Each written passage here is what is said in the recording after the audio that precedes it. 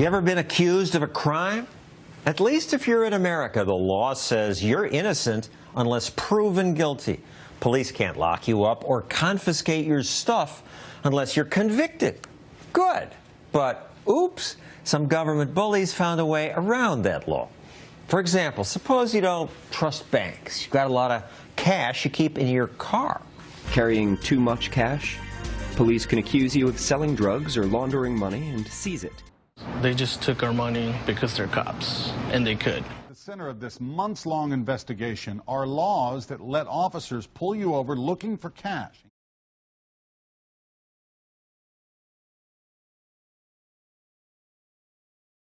They searched the car, found money on us, and then they took our money. Where the are the cops?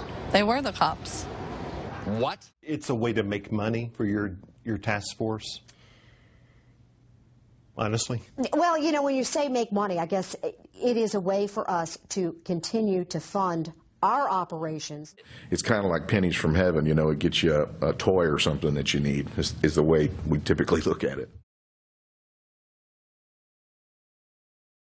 So you can pull someone over on the highway, take their stuff, and this is legal? In a civil forfeiture action, it's authorized for a police officer to seize proceeds of a crime. How do we know that these people are guilty? If they have cash, the assumption is that they got that cash from selling those drugs.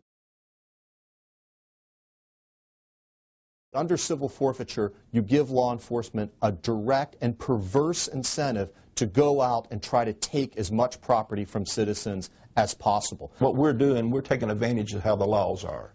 You live in the United States, you think you have rights, and apparently you don't. So everything's paid through seizures and fines. So if these officers out on the interstate don't come up with cash, then they might lose their jobs. Well, it's a possibility, yes. 100% of the assets seized, that would happen all over the place. It is happening all over the place. There are so many innocent people swept up in these practices. A police officer wanted to know if he was carrying any large amounts of cash. And I said, around 20,000. And then at that point he said, do you mind if I search your vehicle?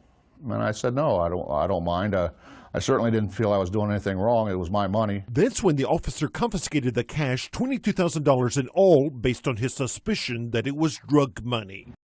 And this guy in the Bronx, and this couple in Philly, and all these people all over the entire country. But it's not like it adds up to much. The federal government is banking on close to $5 billion on civilly seized assets. $5 billion? Close to that. That is terrifying.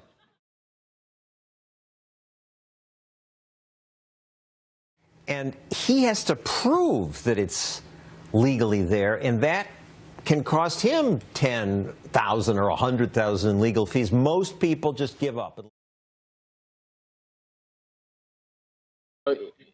In these cases, in some of these cases, they actually seize a lot of your property, so you don't have money then to hire an attorney at all to try to get it back. I mean, it's absurd on so many different levels.